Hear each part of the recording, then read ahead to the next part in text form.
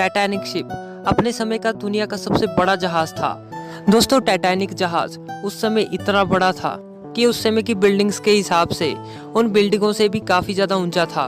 और Titanic ship में 3 बड़े फुटबॉल के मैदान आसानी से समा सकते थे। दोस्तों, टाइटैनिक शिप का पूरा नाम रॉयल मैन शिप यानी कि RMS टाइटैनिक था। दोस्तों, टाइटैनिक शिप को इस तरह डिजाइन किया गया था कि 2224 से भी ज्यादा लोग इस बड़े जहाज में यात्रा कर सकते थे। दोस्तों, टाइटैनिक जहाज अपने आप में ही अटलांटिक ओशन में बसा एक छोटे से शहर की तरह लगता था। दोस्तों, टाइटैनिक जहाज की सबसे खास बात तो ये थी कि ये दुनिया का सबसे तेज चलने वाला जहाज था और टाइटैनिक में जो सीटी लगी हुई थी उसे 15 किलोमीटर दूर तक सुना जा सकता था। दोस्तों, टाइटैनिक को बनाने का जिम्मा व्हाइट स्टार लाइन कंपनी ने लिया था, जो कि एक ब्रिटिश शिपिंग कंपनी थी। दोस्तों, टाइटैनिक जहाज को 3000 वर्कर्स की टीम ने बनाकर तैयार किया था। दोस्तों, इतने बड़े टाइटैनिक के ढांचे को तैयार करना कोई आसान काम नहीं था। कड़ी सावधानी के बावजूद भी टाइटैनिक को बनाते समय लगभग 9 मजदूरों ने अपनी जान भी गंवा दी थी और 240 वर्कर्स गंभीर रूप से घायल भी हो चुके थे। और टाइटैनिक को बनाने में लगभग 48 करोड़ रुपए का खर्चा आ चुका था, जो कि उस समय के हिसाब से काफी ज्यादा अधिक था। दोस्तों, टाइटैनिक की लंबाई 882 फीट थी और 92 फीट ये चौड़ा था और टाइटैनिक की ऊंचाई 175 फीट थी और 46,312 टन वजनी ये विशाल जहाज था। दोस्तों, टाइटैनिक में कुल 10 मंजिला डिब्बे थे, जिसमें से 8 डिब्बे पैसेंजर्स के लिए मौजूद थे। दोस्तों, टाइटैनिक में कुल 4 चिमनियां लगाई गई थी, जिसमें काम सिर्फ 3 ही करती थी और चौथी चिमनी टाइटैनिक की सजावट और जहाज की वेंटिलेशन के लिए लगाई गई थी। दोस्तों, टाइटैनिक को बनाने वाली कंपनी व्हाइट स्टार लाइन का कहना था कि यह कभी न डूबने वाला जहाज है, लेकिन ये किसे मालूम था कि टाइटैनिक जैसा विशाल जहाज कभी पानी में डूब भी सकता है। टाइटैनिक दुनिया का सबसे बड़ा और मजबूत जहाज, जो कि कभी न डूबने वाला जहाज था, आखिर कैसे पानी में डूब सकता था? आखिर उस रात ऐसा क्या हुआ था जिससे कि टाइटैनिक डूब गया? जानेंगे आज के इस एपिसोड में। दोस्तों, टाइटैनिक को बनाने का काम 31 मार्च 1909 को बेलफास्ट के हरलैंड एंड वोल्फ शिपयार्ड में शुरू हो चुका था। दोस्तों, टाइटैनिक के साथ 2 और जहाजों का भी निर्माण किया जा रहा था, जिसमें से एक RMS ओलंपिक था। दोस्तों, टाइटैनिक और ओलंपिक जहाज दिखने में बिल्कुल एक जैसे ही थे। हालांकि ओलंपिक शिप का निर्माण टाइटैनिक से भी पहले 16 दिसंबर 1908 को शुरू हुआ था। दोस्तों, टाइटैनिक को बनने में कुल 3 साल का समय लग गया था और टाइटैनिक को बनाने में उस समय की सबसे एडवांस टेक्नोलॉजी का भी इस्तेमाल किया गया था। और 1 अप्रैल 1912 को टाइटैनिक शिप को समुद्र में पहले एक्सपेरिमेंट के लिए छोड़ दिया गया। टाइटैनिक ने अपने पहले एक्सपेरिमेंट में बेलफास्ट से आयरिश रिवर तक समुद्र में 150 किलोमीटर के दायरे में सफर किया और उस समय टाइटैनिक में कंपनी के कई बड़े इंस्पेक्टर भी मौजूद थे। और उसके बाद उसी दिन शाम 7 बजे टाइटैनिक बेलफास्ट वापस लौट आया और एक्सपेरिमेंट के सक्सेस हो जाने के बाद 2 अप्रैल 1912 को टाइटैनिक को यात्रा के लिए ऑफिशियली लॉन्च कर दिया गया। और इसी के साथ ही टाइटैनिक ने इतिहास के पन्नों में अपना नाम दर्ज कर दिया था। दोस्तों, टाइटैनिक शिप अपनी पहली यात्रा से पहले ही काफी ज्यादा पॉपुलर हो चुका था, क्योंकि उस समय में टाइटैनिक का मुकाबला कोई भी जहाज नहीं कर सकता था। दोस्तों, टाइटैनिक में A क्लास, B क्लास और C क्लास के रूम्स मौजूद थे और A क्लास रूम सबसे लग्जरी था। टाइटैनिक में यात्रा करने के लिए फर्स्ट क्लास का टिकट 2.70 लाख रुपए का था, सेकंड क्लास का टिकट 1 लाख रुपए और थर्ड क्लास का टिकट 2000 रुपए का था। इसके अलावा टाइटैनिक में यात्रियों के लिए कई सुविधाओं का भी पूरा ध्यान रखा गया था। दोस्तों, टाइटैनिक के अंदर एक सुंदर सा स्विमिंग पूल भी मौजूद था, जिसमें यात्री आसानी से स्विमिंग कर सकते थे। और डेली योगा करने वालों के लिए टाइटैनिक में एक योगा रूम भी मौजूद था। इसके अलावा एंटरटेनमेंट के लिए स्क्वैश कोर्ट गेम भी मौजूद थी। इसके अलावा नहाने के लिए टाइटैनिक में एक एक्सपेंसिव टर्किश बाथरूम भी मौजूद था, जो कि काफी ज्यादा लग्जरी था। टाइटैनिक में एक एक्सपेंसिव कैफे भी मौजूद था, जिसमें वेज और नॉन वेज में कई प्रकार की खाने की चीजें भी उपलब्ध थी। दोस्तों, फोटोग्राफी करने के लिए टाइटैनिक में एक स्पेशल रूम भी मौजूद था। और इतना ही नहीं, टाइटैनिक में फर्स्ट क्लास और सेकंड क्लास के लिए 2 अलग अलग लाइब्रेरीज भी मौजूद थी। इसके अलावा टाइटैनिक में फर्स्ट क्लास और सेकंड क्लास के यात्रियों के लिए 4 लिफ्टें भी लगाई गई थी। और इतना ही नहीं, थर्ड क्लास के यात्रियों के लिए भी टाइटैनिक में अच्छे खाने की व्यवस्था की गई थी। और इसके अलावा टाइटैनिक में सबसे एडवांस इलेक्ट्रिसिटी सिस्टम भी लगाया गया था। दोस्तों, अब टाइटैनिक अपनी पहली यात्रा के लिए पूरी तरीके से तैयार था। दोस्तों, टाइटैनिक की पहली यात्रा इंग्लैंड के साउथहैम्पटन से अमेरिका के न्यूयॉर्क सिटी तक तय की गई थी और टाइटैनिक के कैप्टन एडवर्ड जॉन स्मिथ थे। दोस्तों ये 10 अप्रैल 1912 का समय था जब टाइटैनिक 2200 यात्रियों को लेकर साउथहैम्पटन से न्यूयॉर्क के लिए रवाना हो गया। दोस्तों टाइटैनिक में मौजूद यात्रियों में कई अमीर लोग भी मौजूद थे और उस समय का सबसे अमीर व्यक्ति जैकब एस्टर भी टाइटैनिक में मौजूद था। दोस्तों टाइटैनिक में मौजूद सभी यात्री काफी ज्यादा खुश थे और एक अच्छी जिंदगी जीने के लिए अमेरिका जा रहे थे। और टाइटैनिक में कुछ यात्री ऐसे भी मौजूद थे जो कि टाइटैनिक के एक ट्रिप के लिए ही जहाज में चढ़े थे, पर उन यात्रियों को ये तक मालूम नहीं था कि टाइटैनिक कभी अमेरिका पहुंच ही नहीं पाएगा। दोस्तों टाइटैनिक में एक दिन में करीब 825 टन कोयले का इस्तेमाल होता था और वो 100 टन राख हर रोज निकालता था। और टाइटैनिक में हर रोज 14,000 गैलन पीने का पानी का इस्तेमाल होता था। जहाज में 40,000 अंडे रोज खर्च हो जाते थे और 1500 गैलन दूध लग जाता था। जहाज में 20,000 बियर और 1500 वाइन बॉटल ऑन बोर्ड थी।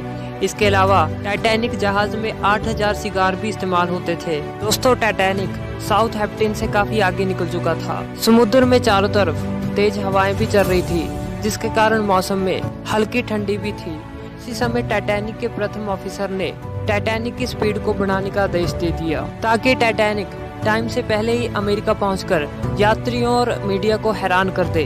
टाइटैनिक शाम की रोशनी में आगे बढ़ रहा था, वहीं नीचे पानी में बहुत सारी डॉल्फिन्स करतब कर रही थीं। टाइटैनिक को सफर में निकले हुए लगभग 3 दिन हो चुके थे और टाइटैनिक में एक दुर्घटना भी घट चुकी थी। दरअसल टाइटैनिक के एक निचले हिस्से के भाग में पिछले 3 दिनों से आग लगी हुई थी, जो कि टाइटैनिक में मौजूद यात्रियों के लिए खतरा भी बन सकती थी। और टाइटैनिक में यह आग उस समय लगी थी जिस समय टाइटैनिक अपनी पहली यात्रा के लिए साउथहैम्पटन से निकलने वाला था और इसका पता कैप्टन समेत सभी अधिकारियों को भी था।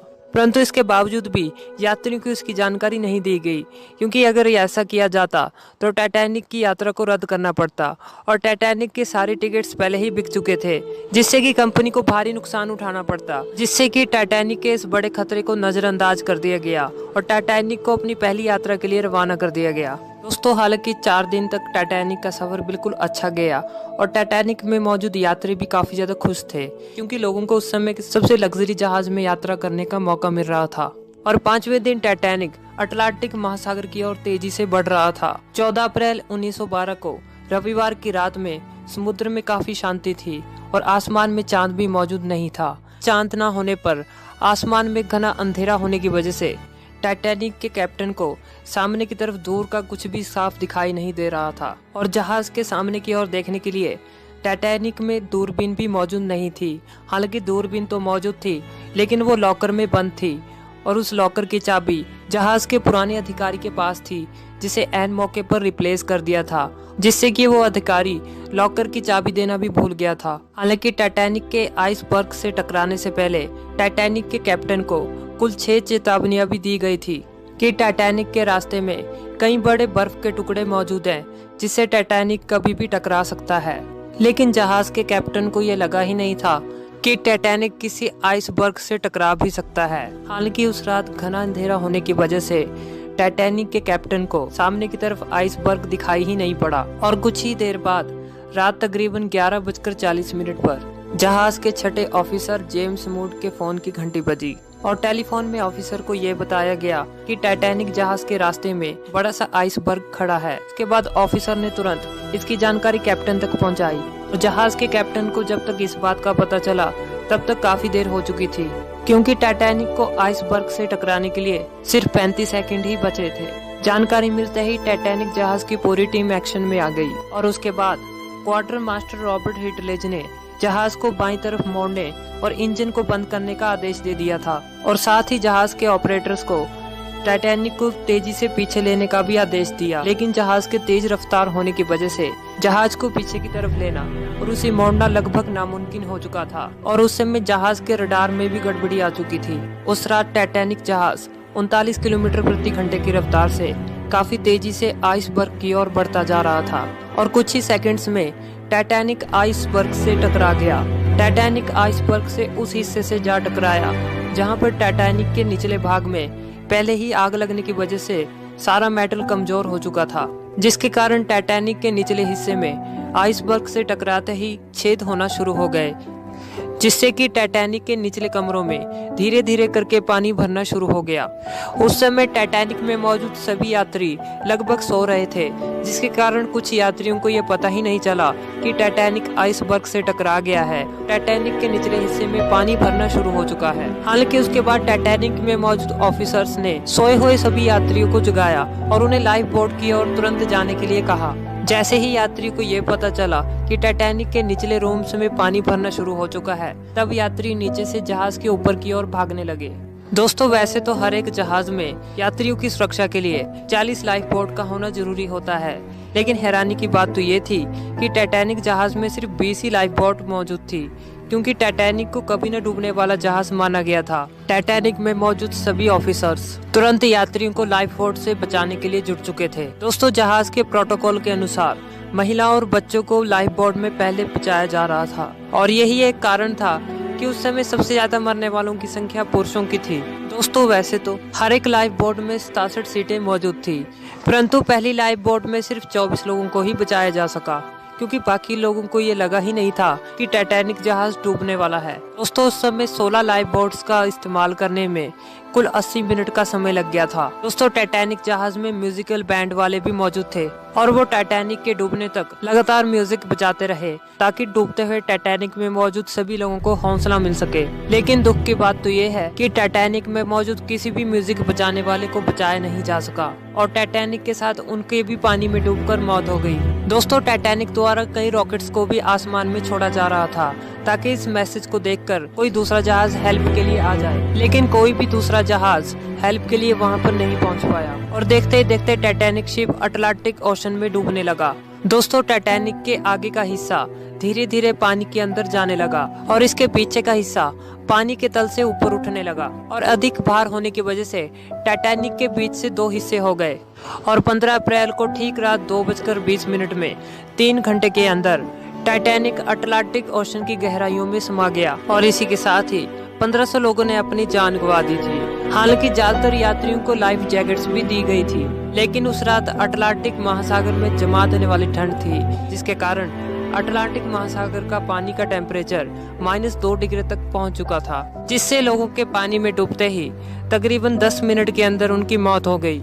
और इस भयानक हादसे में सिर्फ 709 लोगों की ही जान बचाई जा सकी, क्योंकि टाइटैनिक में सिर्फ 20 ही लाइफ बोट्स मौजूद थी, जबकि टाइटैनिक 64 लाइफ बोट्स ले जाने के लिए बना था। हालांकि टाइटैनिक के दुर्घटना के बाद कार्पथिया जहाज सुबह 4 बजे यात्रियों की सहायता के लिए तो पहुंच गया, लेकिन उस समय काफी देर हो चुकी थी, और 18 अप्रैल 1912 को कार्पिया जहाज कुछ जिंदा बचे यात्रियों के साथ न्यूयॉर्क पहुंच गया। यदि उस समय टाइटैनिक में दूरबीन मौजूद होती तो शायद टाइटैनिक आइसबर्ग से ना टकराता और 1500 लोगों को अपनी जान ना गंवानी पड़ती। हालांकि ज्यादा से ज्यादा लोगों की जान बचाई जा सकती थी, जिससे कि लापरवाही के चलते कुछ ऐसी छोटी छोटी गलतियां की गई थी, जिन्होंने अंत में जाकर भयानक दुर्घटना का रूप ले लिया। हालांकि दुर्घटना में जान गंवा बैठे लोगों में से सिर्फ 306 लोगों की ही लाशें मिल पाई।